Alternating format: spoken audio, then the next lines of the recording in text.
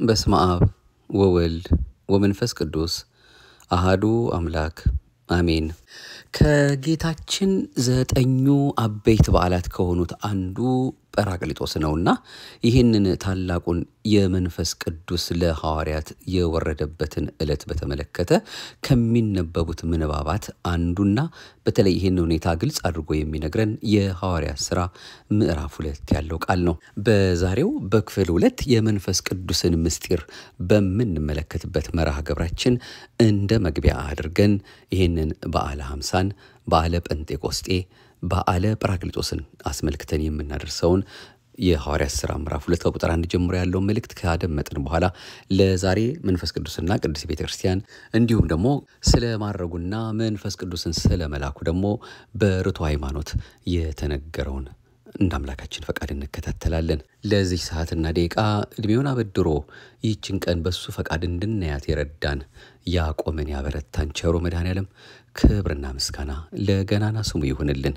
ርርተ ህሊና ርርተ ልቦና አፍጣኒተ ረድኤት አቁራሪተ መዓት ምልዕተ ጸጋ ምልዕተ ክብር ምዕራገ ጸሎት አንዳችም ነውር የሌለባት አዛኝት እናቱም መብርሃንም የመድኃኔዓለም እናት ለሁላችንም ተለምናን በማይታጠፈው ዘላለማዊ ቃል ኪዳኗ በበረከት እንድንኖር ከክፉም እንድንጠበቅ ሆኖልናልና ረድታናለችና እሷንም የሚገባትን ክብር እየሰጠን እያመሰገናት ነው። እንግዲህ መርሃ ግብራችንን እንደሱና አምላካችን ፈቃድ የምንጀምረው ማህደረ ተዋህዶ እንደ ኦርቶዶክሳዊ ተዋህዶ ቤተክርስቲያናችን እምነት ስርዓትና ትውፊት ከተለያዩ በቅርባችን በእጃችን ካሉ ምንጮች እሱን አምላካችን አጋዥ አድርገን የምንከታተለውን መንፈሳዊ የዩቲዩብ አገልግሎታችንን ነው ማዳመጥ የጀመርነው።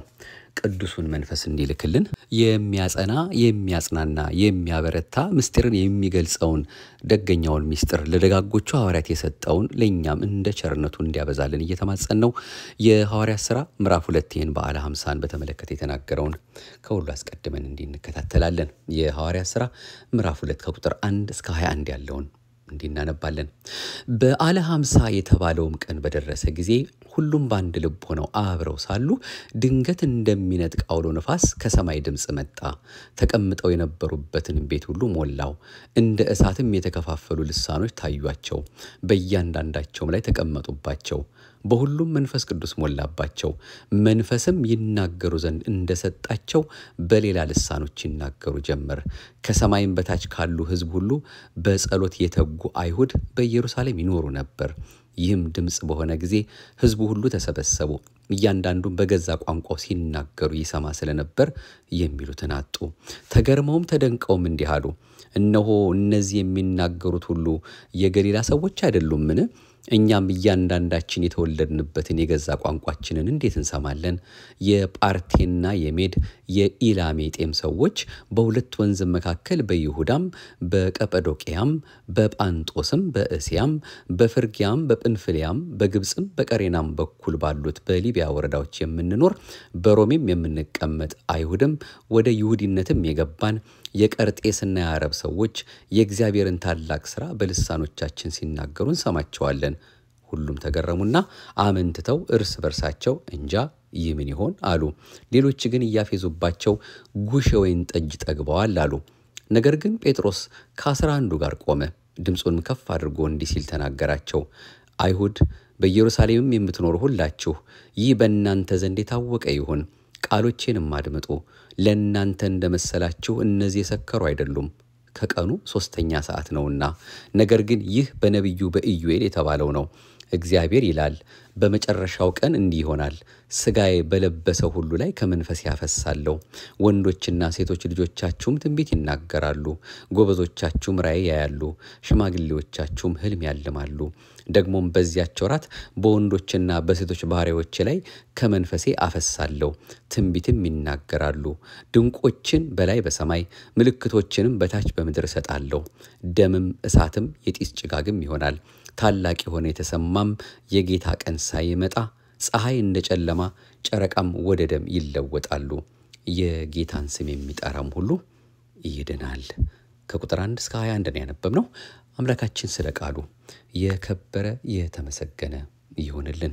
ይህንን የመንፈስ ቅዱስን ሥራ በተመለከተ ነው እንግዲህ ከብዙ በጥቂቱ ከሙሉ በከፊሉ ቅድስት ቤተክርስቲያናችን በተለያየ መልኩ በተለያዩ አባቶቻችን አምላካችን አድሮ የነገረንን መንፈስ ባናገራቸው መጠን አንድም እያሉ አመስጥረው ለኛ የሰጡንን ትምህርቶች እርሱ አምላካችን እንደፈቀደልን አጠር እያደረግን ከማያልቀው ከቅድስት ቤተክርስቲያናችን ትምህርት እየጨለፍን የምንከታተለው ይህን እንግዲህ በተመለከተ በቅድሚያ የምናየው ስለ ማረጉና መንፈስ ቅዱስንም ስለ መላኩ በርቱ ሃይማኖት መጽሐፍ ላይ ያገኘነውን ይህንን መልእክት ነው የምንከታተለው። እግዚአብሔር አምላካችን ለሁላችንም በርግጥም ካለሱ ወይም ደግሞ ካለ መንፈስ ቅዱስ ሚስጥርን ማወቅ መጠንቀቅ አይቻልምና እርሱ በቸርነቱ ትዕግስቱንም ጽናቱንም ከሁሉ በላይ ደግሞ ይህንን የምናውቅበትን ቅዱሱን ምስጢር በቅዱሱ መንፈስ እሱ አምላካችን እንዲገልጽልን እየተማጸን ነው እንድንከታተላለን። ማረጉና መንፈስ ቅዱስን መላኩ በአርባኛው ዕለትም ተስፋውን ሰጣቸው። የአብን ተስፋ ማለትም መንፈስ ቅዱስን እልክላችኋለሁ፣ ሰማያዊውን ኃይል እስከምትለብሱ ድረስ በኢየሩሳሌም ቆዩ አላቸው። ይህን ተናግሮም በተቀደሰች ሰውነቱ ወደ ሰማይ አረገ።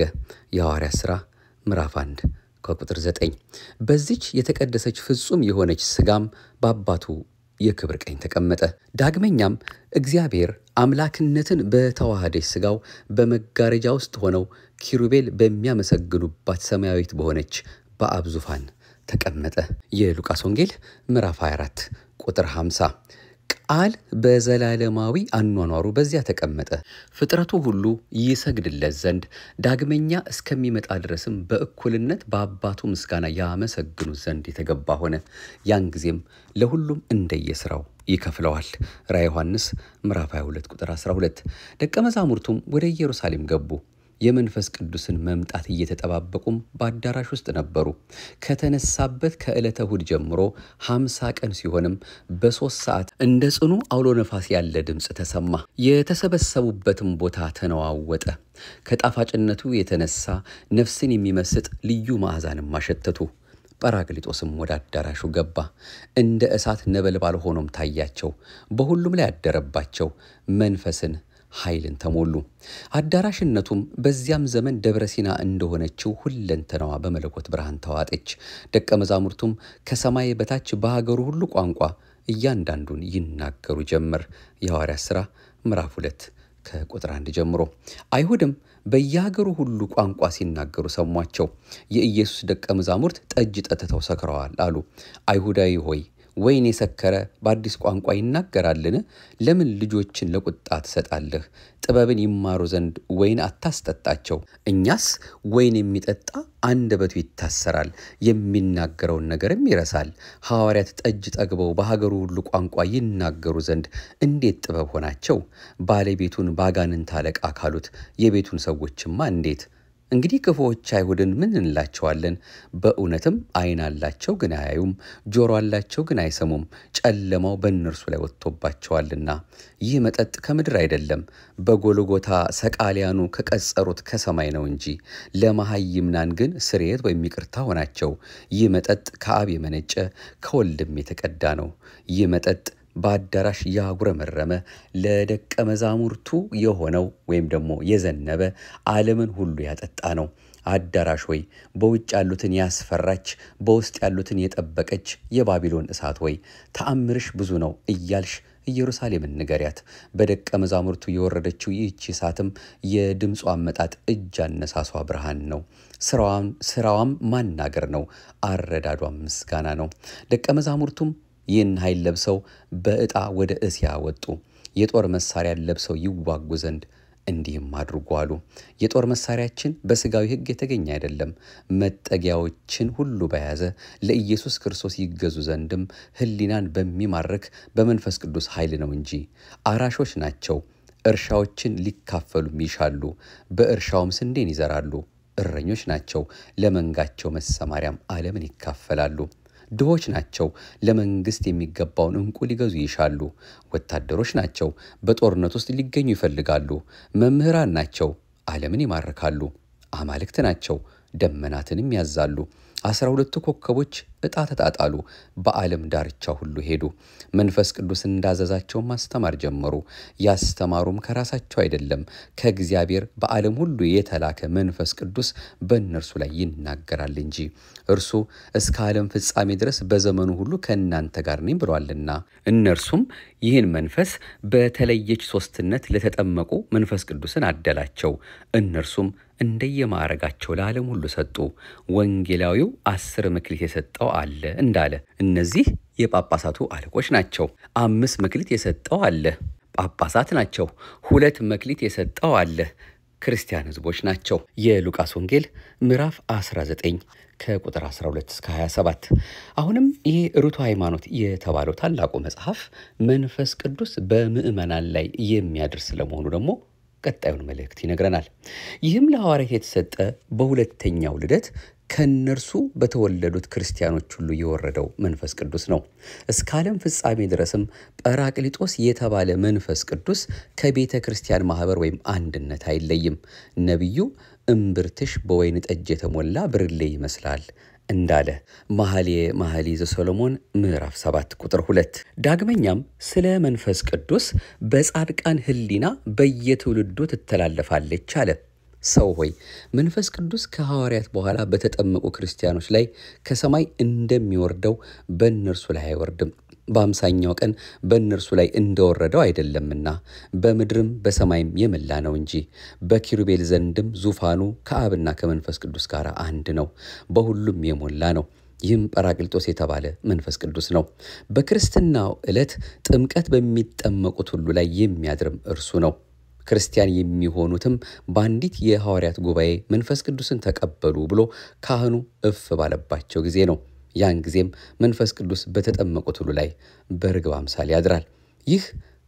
ይህም በተጠመቀባት ዕለት በጌታችን ላይ በርግብ አምሳል የወረደው በራሱ ላይም የተቀመጠው በነቢያት አንደበትም የተናገረው መንፈስ ቅዱስ ነው። እንደ እሳት ልሳን ሆኖ የታያቸው በሁሉም ላይ የተቀመጠባቸው መንፈስ ቅዱስ ነው። በቤተ ክርስቲያን ሹማምንት ላይ የሚያድርም እርሱ ነው። በእነርሱም ለሚጠመቁ ክርስቲያኖች ይሰጣል። ክርስቲያን ከተጠመቀ በኋላ ታላቅ ኃጢአትን በመስራት የእግዚአብሔር መንፈስ ባሳዘናት ጊዜ ትታው ወደ ሰማይ ታርጋለች። ንስሐ በገባ ንጹሕ በሆነ ጊዜም ዳግመኛ ከሰማይ ወርዳ ወደ ሰውየው ትመለሳለች፣ በእርሱም ታድራለች፣ ማደሪያዋ ናትና። ካልካደ በስተቀርም አትተወውምና። ይህም የሚሆነው በዚህ ዓለም ነው፣ ጥቅሙ ግን በሚመጣው ዓለም ነው። በመዳኛዋ ዕለት ከተቀበላት ከጥምቀት መንፈስ ሌላ ሙታን በሚነሱበት ጊዜ ሌላ ልብስ የለውምና እስከምትለየው ድረስ ይህችን መንፈስ የሚያሳዝናት ሰው ወዮለት። ሙታን በሚነሱበት ዕለት ራቁቱን ይነሳልና ያን ጊዜም ኀፍረቱ ስቃዩ ይገለጣል። ካልተጠመቁት ጋርም እኩል ይፈረድበታል። ሰው ሆይ መንፈስ ቅዱስ በተጠመቁት ላይ ያድራል ያልኩትን ስማ። ሰዓቱም ካህኑ መንፈስ ቅዱስን ተቀበሉ ብሎ እፍ ባለባቸው ጊዜ ነው። ከሰማይ ወደ ዮርዳኖስ ፈጽሞ አይወርድም አላልኩም፣ ክርስቶስ በሚገለጥባት በዮርዳኖስ ይወርዳል እንጂ። ለክርስትና በተዘጋጀው መጠመቂያ በሥላሴ ስም በሚጠመቁ ምዕመናን ላይም መንፈስ ቅዱስ ከሰማይ ይወርዳል። ካህኑ መንፈስህን ላክ ሲልም መንፈስ ቅዱስ ከሰማይ ካህኑ ወዳለበት ቦታ ይላካል። መጽሐፈ ቅዳሴ ዘሰለስቱ ምዕት። ይህም ደግሞ እንግዲህ እፍ ባለባቸው ወይም ደግሞ እፍ ሲልባቸው መንፈስ ቅዱስን ይጎናጸፋሉ። ጌታችን መንፈስ ቅዱስን ተቀበሉ፣ ኃጢአታቸውን ይቅር ያላችኋቸው ይቀርላቸዋል፣ ኃጢአታቸውን ይቅር ያላላችሁላቸው አይቀርላቸውም ብሎ በደቀ መዛሙርቱ ላይ እፍ እንዳለባቸው።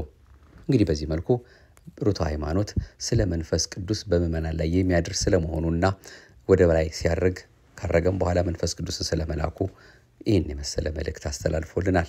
አሁንም ከዚሁ ከቅዱሱ መንፈስ ብዙም ሳንርቅ ስለ መንፈስ ቅዱስ መነጋገራችን በመቀጠል ማለት ነው ከሌላ ምንጭ ጠቅሰን ደግሞ መንፈስ ቅዱስና ቤተ ክርስቲያን በሚለው ርዕሰ ጉዳይ ያለ መንፈስ ቅዱስ ስራ አንዳችም የቅድስት ቤተ ክርስቲያን አገልግሎትን ስራ መፈጸም ማድረግ እንደማይቻል ደግሞ አሁንም አባቶቻችን በደግነቱ በገለጸላቸው ሁኔታ የነገሩን ትምህርት ደግሞ አስከትለን እንዲናድምጥ መንፈስ ቅዱስና ቤተ ክርስቲያን የምስራቹን ቃል ለመስበክና የመዳንን ጸጋ ለዓለም ሁሉ ለማዳረስ የተመረጠችው የመጀመሪያዋ ሐዋርያዊት ቤተ ክርስቲያን ብቃትና ኃይል ያገኘችው በበዓለ 50 መንፈስ ቅዱስ በወረደላት ጊዜ ነበር። የሐዋርያት ሥራ ምዕራፍ 2 በዚያች ቀን ነበር የጌታችን የማዳን ሥራው የዕለተ ዓርብ ተልእኮው ለሰዎች ሁሉ የተገለጠውና በይፋ የታወቀው በተግባርም የዋለው። ከዚያን ጊዜ ጀምሮ ቤተ ክርስቲያን የመንፈስ ቅዱስ ቤተ መቅደስ በመሆን የብሉይን ቤተ መቅደስ በመተካት የምትሰራ ሆናለች። በመንፈስ ቅዱስ እየተመራች አሕዛብን እያስተማረችና እያሳመነች በአብ በወልድ በመንፈስ ቅዱስ ስም እያጠመቀች የመዳንና የመንጻትን ማለት የኃጢአትን ስርየትንና የልጅነትን ጸጋ ታሰጣለች። ማቴዎስ 28 ቁጥር 19፣ ማርቆስ 16:16፣ የዮሐንስ ወንጌል ምዕራፍ 1 ቁጥር 12። በብሉይ ቤተ መቅደስ ይፈጸም የነበረውን መስዋዕተ ኦሪት በመተካት ጌታ በጸሎተ ሐሙስ የመሰረተውን መስዋዕተ ወንጌል በራሷ የሐዲስ ኪዳን ቤተ መቅደስ በመፈጸም በምስጢረ ሥጋዌ አምነው ማለት ክርስቶስ በሥጋ መምጣቱን አምነውና መስክረው የጌታን ሥጋና ደም የተቀበሉትን ሁሉ የዘላለም ሕይወት ጸጋ እንዲያገኙ ታደርጋለች። አንደኛ ዮሐንስ ምዕራፍ 4 ቁጥር 2፣ ማቴዎስ ምዕራፍ 26 የዮሐንስ ወንጌል ምዕራፍ 6 ቁጥር 53። ስለሆነም የክርስቶስን ጸጋ ለማደል ቤተ ክርስቲያን የመንፈስ ቅዱስ መሳሪያ እንደሆነች እናምናለን። መንፈስ ቅዱስ ከቤተ ክርስቲያን ጋር በአንድነት ይሰራል። ለምእመናንም የሚያስፈልገውን ውሳኔ በአንድነት ይወስናል። ስለዚህም ነው ሐዋርያት እኛና መንፈስ ቅዱስ ፈቅደናል በማለት ውሳኔያቸውን ለአሕዛብ ወገን ለነበሩት ለክርስቲያኖች በጽሑፍ የላኩት። የሐዋርያት ሥራ ምዕራፍ 15 ቁጥር 23 እኛና መንፈስ ቅዱስ ፈቅደናል የሚለው ኃይለ ቃል የሐዋርያት ጉባኤና መንፈስ ቅዱስ በአንድነት ሆነው መወሰናቸውን ያመለክተናል። የሐዋርያት ጉባኤ ማለት ደግሞ ቤተ ክርስቲያን ማለት ነው። ስለዚህ ነው መንፈስ ቅዱስና ቤተ ክርስቲያን በዚሁ ምዕራፍ ስር በአንድነት የቀረቡት። ቤተ ክርስቲያንና መንፈስ ቅዱስ አይለያዩም። ስለ ጌታም የሚመሰክሩ እነዚሁ ሁለቱ ናቸው። ዮሐንስ ወንጌል ምዕራፍ 15 ቁጥር 26 የቤተ ክርስቲያን አገልጋዮች ቃሉን በማስተማርና ስለ ክርስቶስ በመመስከር ምስጢራትን በመፈጸም በመንፈስ ቅዱስ ኃይልና ረድኤት ልዩ ልዩ ሀብተ ሥጋና ሀብተ ነፍስ ለምእመናን እንዲሰጣቸው ያደርጋሉ። እንግዲህ በመንፈስ ቅዱስ የመዳናችንና የመቀደሳችን ምስጢር ከቤተ ክርስቲያን ምስጢራት ጋር አብሮ የሚሄድ ነው።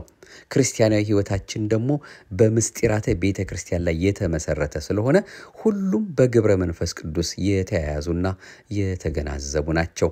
እንግዲህ በክርስቶስ የመጣልንንና በመንፈስ ቅዱስ የተሰጠንን የመዳን ጸጋ እንዳናጣው በአክብሮት በትጋትና በጥንቃቄ ሆነን ለመዳናችን በርትተን መስራት አለብን እንጂ የተሰጠንን ጸጋ በቸልተኝነት ወይም በንቀት ዓይን ማየት የለብንም። አለበለዚያ ከጸጋው መውደቅ ይመጣል። የሙሴን ሕግ የናቀ ሰው 2 ወይም 3 ቢመሰክሩበት ያለ ርኅራኄ ይሞታል። የእግዚአብሔርን ልጅ የረገጠ ያንንም የተቀደሰበትን የኪዳኑን ደም እንደ ርኩስ ነገር የቆጠረ የጸጋውንም መንፈስ ያክፋፋ እንዴት ይልቅ የሚብስ ቅጣት የሚገባው ይመስላችኋል? በሕያው እግዚአብሔር እጅ መውደቅ የሚያስፈራ ነው በማለት ሐዋርያው ቅዱስ ጳውሎስ የሥጋ ወገኖቹን ዕብራውያንን ያስጠነቅቃል።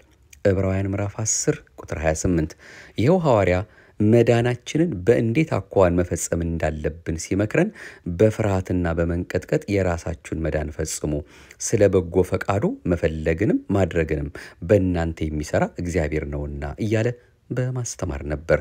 ፊልጵስዩስ ምዕራፍ 2 ቁጥር 12 መዳናችን በክርስቶስ ሥጋ እንደተፈጸመ ሁሉ አሁንም እግዚአብሔር የመዳናችንና የተስፋችን መያዣ ወይም አረቦን የሚሆነውን የክርስቶስን መንፈስ ሰጥቶናል። ኤፌሶን ምዕራፍ 1 ቁጥር 13 በተሰጠን በመንፈስ ቅዱስ የእግዚአብሔር ፍቅር በልባችን ስለፈሰሰ ተስፋ አያሳፍርም ተብሎ እንደተጻፈ በልጁ ላመኑት ሁሉ በመንፈስ ቅዱስ የመዳን ተስፋቸውን አረጋግጦላቸዋል። ሮሜ ምዕራፍ 5 ቁጥር 5 በመንፈስ ቅዱስ በኩል በልቦናችን የፈሰሰው የእግዚአብሔር ፍቅር ነው። በእምነት ለመዳናችንና ለመልካም ነገር ሁሉ ለልዩ ልዩ የጸጋ ስጦታ ሁሉ መሰረት በመሆን ለትክክለኛው ክርስቲያናዊ ሃይማኖትና ምግባር መመዘኛና ማስመስከሪያ መሆኑ የሚነገርለት። ምክንያቱም ፍቅር የሌለው እግዚአብሔርን አያውቅም ተብሏልና አንደኛ ዮሐንስ ምዕራፍ 4 ቁጥር 8። እንግዲህ በዚህ የመንፈስ ቅዱስ ፍቅር ነው አንድ አማኝ ከእግዚአብሔርና ከሌሎች ጋር አንድነት የሚኖረው። መንፈስ ቅዱስ የህብረትና የቅድስና መሰረት ነውና። ስለዚህ ነው ሐዋርያው ቅዱስ ጳውሎስ የመንፈስ ቅዱስ ሱታፌ ወይም ህብረት ከሁላችሁ ጋር ይሁን የሚለው ሁለተኛ ቆሮንቶስ ምዕራፍ 13 ቁጥር 14።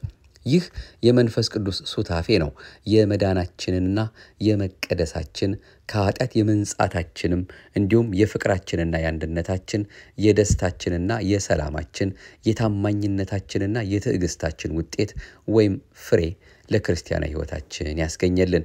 የዚህ ሁሉ ምንጩና ስሩ ወይም ስረ መሰረቱ ከእግዚአብሔር ፍቅር ሆኖ በክርስቶስ የማዳን ሥራ በዕለተ ዓርብ በመስቀል ላይ ተፈጽሞ ለአንዴና ለዘላለም ለእኛ ለሰዎች ሁሉ የኃጢአት ማስተስሪያ የዘላለም ሕይወት ማግኛ በመሆን ተሰጥቶናል።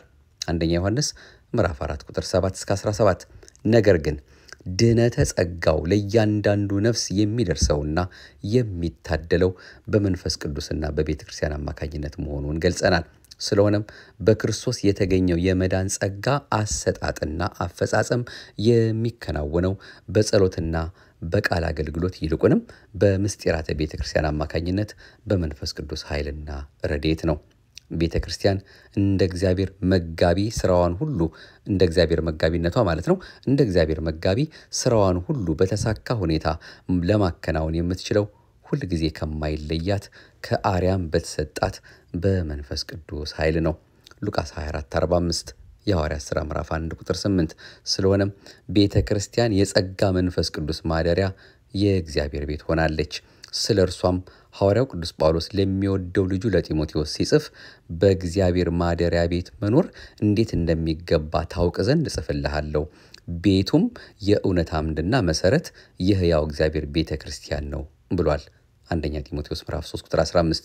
እንግዲህ ቤተ ክርስቲያን የእግዚአብሔር መንፈስ ማደሪያ የክርስቶስ አካል መሆኗን አምነን ቅድስት ኦርቶዶክሳዊት ተዋሕዶ ቤተክርስቲያናችን ስለ መንፈስ ቅዱስ አሰራር ቅድስት ቤተክርስቲያንም ከመንፈስ ቅዱስ እንደማትለይና ሊለያትም እንደማይገባ የምንሰማቸውን በርካታ ትምህርቶቻችንን በልባችን እንዲያሳድርልን እየተማጸን በዚሁ ቅዱስ መንፈስ እንድንመላለስ ያስፈልገናል። እንግዲህ ለዛሬ እንደርሱ እንዳምላካችን ፈቃድ በማህደረ ተዋሕዶ እንደ ኦርቶዶክሳዊት ተዋሕዶ ቤተክርስቲያናችን እምነት ስርዓትና ትውፊት ወደ እናንተ ባደረስነው ሁለተኛ ክፍል መልእክታችን የሁላችን አባት ቸሩ መድኃኔዓለም በስጋ ወደ ሰማይ ሐዋርያት እያዩት ሲያርግና ካረገ በኋላም መንፈስ ቅዱስን ልኮላቸው በእነሱም ላይ አድሮ የነገራቸውን ያስተማራቸውን ቋንቋም የገለጸላቸውን በዚያም ቋንቋ ደግሞ ሌሎቹ እስኪደነቁ ድረስ ያስተማሩትን የመንፈስ ቅዱስን ስራና እንዲሁም ደግሞ መንፈስ ቅዱስ ከቤተክርስቲያን ሕይወት የማይለይ የቤተ ክርስቲያን የልደቷ ቀን ተብሎ የሚነገርለት ነውና ቅዱስ ዮሐንስ አፈወርቅ እንደተናገረው ማለት ነው። በዚህ መልኩ ቅዱስ ቤተ ክርስቲያን ሕይወቷ ሁሉ በመንፈስ ቅዱስ መሰረትነት ላይ የተገነባና በዚያው ብቻ የሚንቀሳቀስ መሆኑን የተረዳንበትን በጥቂቱም ቢሆን አምላካችን በቸርነቱ ያስተማረንን ተከታትለናል። በክፍል 3 ከዚሁ ከቅዱስ መንፈስ ጋር በተያያዘ በተለይ ከልሳን መናገር ጋር በተያያዘና ሌሎችንም ተያያዥ ጉዳዮችንም ይዘን ለመመለስ እንሞክራለን። ያስተማረንም በልባችን የሚያሳድርም ለፍሬ ለበረከት የሚያደርስም እንድንጸና እንድንጽናናበት አድርጎም በዚህ ሕይወት እንድንመላለስ እሱ ኃይል የሚሆነንም ምስጢሩንም የሚገልጽልን ይኸው ያነጋገረን ቅዱሱ መንፈስ ነውና አምላካችን በቸርነቱ ይህን መንፈስ ከልባችን እንዳያወጣብን እንዳያጠፋብን ደግነቱን እንዲያበዛልንና በዚሁ ፍቅር እስከ መጨረሻው እቅታ ድረስ እንዲጠብቀን እንድንጾም እንድንጸልይ እንድንሰግድ እንድንመጸውት በቅድስት ቤተክርስቲያን እንድንገኝ በአገልግሎት እንድንሳተፍ በአጠቃላይ እግዚአብሔር የሚወደውን መንፈሳዊ ምግባር ትሩፋቶችን ደገኛ ስራዎችን እንድንሰራ የሚያደርገን ይኸው ቅዱስ መንፈስ ነውና የመንፈስህን ስራ አሰራን በመንፈስም መንገድ ምራን የመንፈስህን ሕግ አስረዳን እያልን ነው እንግዲህ አምላካችን እንደጅ ጠናን ከዚህ ቅዱስ መንፈስ እንዳያርቀን ያለኔ ምንም ማድረግ አትችሉም ያለንን አምላካችንን ያለሱ በርግጥም ምንም ማድረግ እንደማይቻለን አምነን ራሳችንን ለሱ አስረክበን ልናደርጋቸው ያሳሰበንን ነገር ሁሉ በቸርነቱ እንዲያደርግልን መማጸን የሚገባን አሁንም የምሕረት አምላክ የደግነት ባለቤት ቸሩ መድኃኔዓለም ለሁላችንም ሚስጥሩን የምናውቅበት ፍቅሩን የምናስብበት ከመስቀሉ ጋር ሁል ጊዜም ተባብረን የምንኖርበት ያንን ለኛ ያደረገውን ውለታ የምናስብበት በመውጣት በመግባታችን በጊዜውም ያለ ጊዜውም በደስታም በሐዘንም በህመምም በጤንነትም ባጣንም በሞላለንም ጊዜ በተለያየ ሁኔታ ብቻ በጊዜውም ያለ ጊዜውም አምላካችን በደግነቱ እሱን እያመሰገን ተመስገን እያልን የምንኖርበትን እሱ የሚያውቀውን ከሱ የሆነውን መንፈሱ እንዲልክልን የአምላካችን አሁንም የተቀደሰ ፈቃዱ ይሁንልን። አቤቱ አንተን መፍራትን በልቦናችን በጎ አምልኮትህንም በህሊናችን ጨምር። ይህንን መልእክት እንግዲህ እንደሱ እንዳምላካችን ፈቃድ ያገኘነው ከርቶ ሃይማኖት ከተባለው መጽሐፍና ትምህርተ ሃይማኖትና ክርስቲያናዊ ህይወት ከተባለው መጽሐፍ በረከታቸው ይደርብንና በሊቀ ጉባኤ አባ አበራ በቀለ ተጽፎ ከነበረው መጽሐፍ ላይ ነው። ለሁሉም መድኃኔዓለም ኢየሱስ ክርስቶስ በእውነት በረከታቸውን ለኛ እንዲያሳድርብን በትምህርታቸው እንድንጠቀም እንዲረዳን የእሱ የአምላካችን የተቀደሰ ፈቃዱ ይሁንልን። አሜን። ይቆየን። ማህደረ ተዋሕዶን ለሚያደምጡ ሁሉ እንደሱ እንዳምላካችን ፈቃድ በእውነት እንድታስተላልፉልን ሌላው እንድታዳርሱልን እናንተም ደግሞ ምናልባት እየሰማችሁ ሰብስክራይብ ካላደረጋችሁ ሰብስክራይብ አድርጋችሁም እንድትከታተሉ ከወዲሁ መልእክቱን ለማስተላለፍ እንወዳለን። የመንፈስ ቅዱስ ሥራ ተነግሮ ማያልቅም ቢሆን እንደው መቼስ አለፍ እያልን አንዳንድ ነገሮች መነጋገር ግድ ስለሆነ ጊዜውም ስለሆነ ከዚሁ ጋር የተያያዘ መልእክት 3ኛ ክፍል ይዘን እንመለሳለን። እርሱ አምላካችን በዚህ ዓመት ሰኔ 2 ቀን የምንቀበለውን እና ሐምሌ 5 ቀን የምንጨርሰውን ጁን 9 በፈረንጅ ማለት ነው የምንጀምረውን ይህንን የሐዋርያትን በተለምዶ የሰኔ ጾም የምንለውን በሰላም ጀምረን በሰላም የሐዋርያትን በረከት አሳትፎን በጾም በጸሎት የምናገኘውን ጸጋና በረከት አምነን ደስ እያለን ጾመን ለቅዱሳን ሐዋርያት በዓላቸው ደግሞ በሰላም እንዲያደርሰን የመድኃኔዓለም የንጽሕት ቅድስት ድንግል ማርያም አንድያ ልጇ የተቀደሰ ፈቃዱ ይሁንልን። መልካም ጾም ይሁንልን። በሰላም በጤና በሕይወት ጠብቆ ደግሞ ሁላችንም እኛ ከማናቀው እሱ ከሚያቀው ሰይጣን ከሸመቀው ከተለያየ ፈተና ጠብቆ የቀጠሮ ሰዎች ብሎን ደግሞ ሌሎችን ከነጻሽ ከጎላሽ ከተረዳሽ ከተዋህዶ ጓዳ ከማይደርቀው ምንጯ እያመጣን የምንከታተለውን ደግሞ ዳግም ለማዳመጥ እንዲያበቃን ፈቃዱ ይሁንልን። ሕዝባችንን ሀገራችንን መድኃኔዓለም ኢየሱስ ክርስቶስ በደገኛ ሰላሙ በዓይነ ምሕረቱ እንዲመለከተንና መልካሙን ጊዜ እንዲያቀርብላት ለሀገራችን ፈቃዱ ይሁንልን። እኔንም እናንተንም ደግሞ ሁላችንም በያለንበት ቦታ በቸርነቱና በደግነቱ በይቅርታው በበረከቱ በጸጋው ሳይለየን ጠብቆን መቼስ ሞት አይቀርም አይደል? ወደሱ ከመሄዳችን በፊት ሁላችንም ለክብር ሞት እንዲያበቃን ደገኛ ምስጢሩን ገልጾልን ለደገኛይቱ ክብር አብቅቶን መጨረሻችንን እንዲያሳምርልን የሱ የአምላካችን የተቀደሰ ፈቃዱ ከሁላችን ጋር ይሁንልን። የርርተ ህሊና ርርተ ልቦና ያዛኝት እናቱ የመብርሃን ጸሎቷ ልመናው ቃል ኪዳኗ ከክፉ ይጠብቀን። አምላካችን በቸርነቱ የጠራቸው ያከበራቸው ያጸደቃቸው የደጋጎቹ ቅዱሳን ሁሉ ጸሎትና በረከታቸው ረድኤታቸው አምነን በምንጠራቸው በሁላችንም ላይ አድሮ ለዘላለሙ ይኖርልን። አሜን። ይቆየን። የቀጠሮ ሰዎች በለን። ሰላም እግዚአብሔር ከሁላችን ጋር ይሁን።